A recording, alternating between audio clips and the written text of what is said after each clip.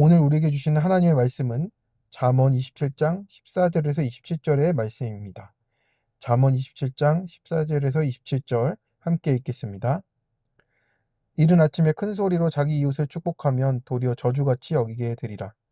다투는 여자는 비 오는 날에 이어 떨어지는 물방울이라. 그를 제어하기가 바람을 제어하는 것 같고 오른손으로 기름을 움키는 것 같으니라. 철이 철을 날카롭게 하는 것 같이 사람이 그의 친구의 얼굴을 빛나게 하느니라. 무화과 나무를 지키는 자는 그 과실을 먹고 자기 주인에게 시중드는 자를 영화를 얻느니라. 물에 비치면 얼굴이 서로 같은 것 같이 사람의 마음도 서로 비치느니라. 수월과 아바도는 만족함이 없고 사람의 눈도 만족함이 없느니라. 도가니로 은을, 풀무로 금을, 칭찬으로 사람을 단련하느니라. 미련한 자를 곡물과 함께 절구에 넣고 공의로 찌을지라도 그의 미련은 벗겨지지 아니하느니라. 내 양떼의 형편을 부지런히 살피며 내 소떼에게 마음을 두라. 대저 제물은 영원히 있지 못하나니 면류관이 어찌 대대에 있으랴. 풀을 벤 후에는 새로 우미 돋나니 산에서 꼴을 거둘 것이니라. 어린 양의 털은 내 옷이 되며 염소는 밭을 사는 값이 되며 염소의 젖은 넉넉하여 너와 내 집의 음식이 되며 내 여종의 먹을 것이 되느니라. 아멘. 오늘은 잠언 27장 14절에서 20절의 말씀을 가지고 성품의 연단이라는 제목의 말씀을 나누겠습니다. 우리가 먼저는 때와 대상에 맞는 지혜가 있어야 합니다. 우리가 이른 아침에 큰 소리로 자기 이웃을 축복하면 도리어 저주같이 여기게 되리라 라고 말씀합니다. 그리고 지혜 없는 칭찬은요, 칭찬이 아니라 저주가 될 수가 있습니다. 아무리 좋은 말이라도 때와 장소, 대상의 정황을 살피지 않으면 관계를 무너뜨리는 것이죠. 여기서 축복하다는 히브리어 바라크인데 원래는 무릎 꿇다 복을 빈다라는 의미입니다. 이 단어가 하나님께 드려지는 경건한 행위인데 우리가 무분별한 시간에 관계의 맥락 없이 사용이 될 경우에는 오히려 저주처럼 느껴진다라고 하는 거죠. 저는 어제 아들에게 때와 대상에 맞는 지혜가 없어서 아들에게 상처를 주었습니다. 아들이 수학 숙제를 하고 있었어요. 근데 제가 아들이 그 공부하는 모습을 보자 제대로 하지 않는 것 같아서 분이 났습니다. 그래서 아들에게 너는 왜 이것도 못하냐며 아들을 또 혼내고 또 윽박 지르기만 했습니다. 그러다 보니까 제 모습이 보이는 거예요. 저도 어렸을 때 저에게 윽박 지르고 잔소리만 하는 부모님한테 반감이 들었었는데 나도 똑같이 하고 있구나 그런 생각이 들었고 정말 때와 대상에 맞는 지혜로 10살짜리 아들에게 맞는 지혜로 내 말씀을 전하고 또 그 구원을 위해서 내가 적용했어야 되는데 저의 생각만 가지고 결국엔 내가 피곤하니까 그렇게 윽박만 지르고 있는 저의 모습을 회개하게 됩니다. 그렇기 때문에 때와 대상에 맞는 지혜로 사람을 섬기고 세우는 것, 구원의 구속사의 말씀으로 세우는 것이 정말 얼마나 필요한지를 깨닫게 됩니다. 그리고 다투는 여자에 대해서도 나옵니다. 비 오는 날에 이어 떨어지는 물방울이라 표현하거든요. 그런데 이 끊임없이 떨어지는 물방울은 결국엔 마음을 갉아먹는 고통이 된다라고 말씀합니다.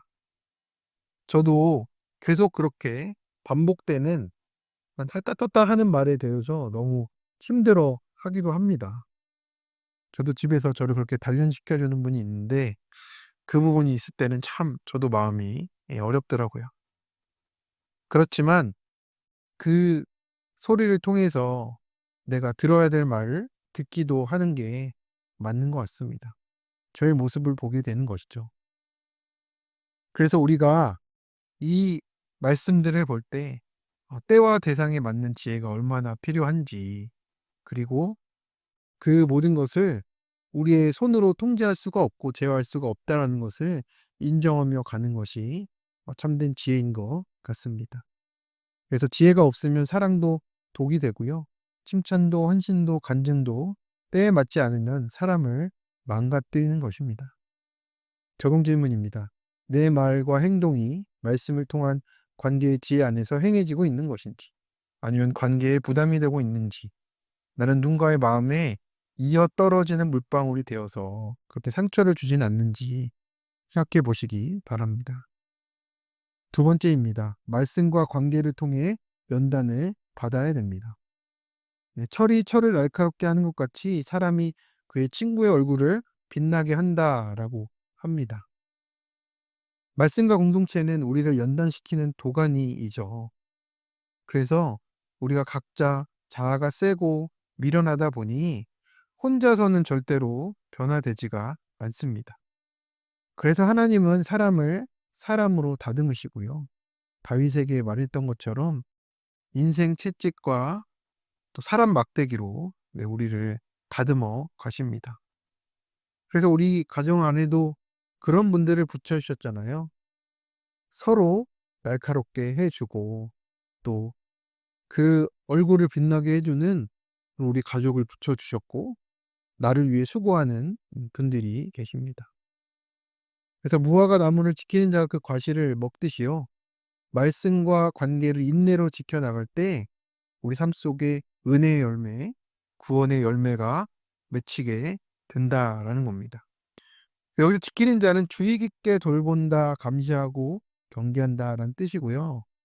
우리가 관계 속에서 감정적으로만 흐르는 것이 아니고 말씀 안에서 지혜로 또 영적으로 경계하면서 지켜가야 됩니다. 그래서 우리 가정을 또 나의 관계를 구원 안에서 지켜가도록 또 세워가야 한다라고 말씀합니다.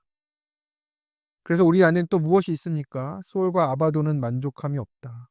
저 어 지옥의 끝까지 내려가는 것 같은 우리의 탐욕이 있다라고 말씀하는 겁니다. 그래서 우리 인생은 단련이 돼야 돼요. 도가니로 은을 풀무로 금을 단련하듯이 우리가 칭찬으로 단련된다라고 합니다. 칭찬은 어떻습니까? 잘 분별을 해야 됩니다. 아첨이 있을 수도 있고요. 속임이 있을 수도 있습니다.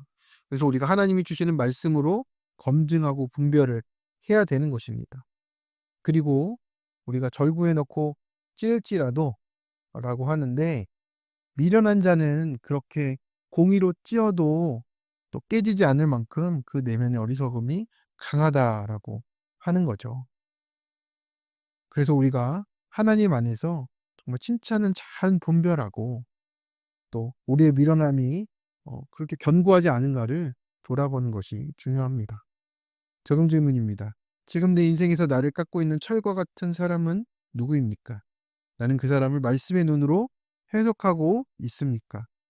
나는 최근 어떤 칭찬이나 인정 앞에서 나 자신을 시험대에 올려본 적이 있습니까? 그것이 내 믿음을 더 순결하게 단련하고 있습니까? 세 번째, 맡겨주신 재물을 잘 살펴야 합니다. 내 양떼의 형편을 부지런히 살피며 내 소떼에게 마음을 두라라고 하십니다. 그래서 하나님은 우리 각자에게 양떼와 소떼에 맡겨주신 사명과 물질이 있는 것이죠. 그런데 그것을 우리가 자꾸 내가 얻은 것이라고 착각을 하는 겁니다. 여기서 살피다라는 히브리어는 야다인데요. 네, 단순한 지식이 아니고 관계적인 이해와 깊은 관심을 의미합니다. 맡은 것을 단지 관리하는 것이 아니고요. 사랑의 눈으로 돌보라라는 뜻이에요. 그런데 성경은 우리에게 있는 이 재물이 영원하지 않음을 늘 밝혀줍니다. 그것이 잠시뿐이라는 것이죠. 그래서 우리가 맡겨진 것을 부지런히 돌보고 관리하며 깊은 관심을 가져야 하는 것은 우리가 이것을 맡은 자로서의 사명을 감당하라고 하시는 것입니다. 염소에 젖을 주고 어린 양의 털이 나고 밭에 꼴을 주시는 이 모든 것들은 우리에게 주신 이 삶을 통해서 구원의 사명들을 이뤄가도록 하나님의 공급과 섭리가 전제로 된 그런 청지기의 자세를 우리에게 알려주고 계십니다. 그래서 하나님께서는 우리에게 이 모든 것들이 있어야 할 줄을 아시고 어린 양의 털까지도 챙기시는 분이라고 오늘 우리에게 말씀하고 있습니다. 그렇기 때문에 우리에게 맡기신 것이 작다고 또 내 마음에 들지 않는다고 소홀히 여겨서는 안 된다. 라는 것이죠.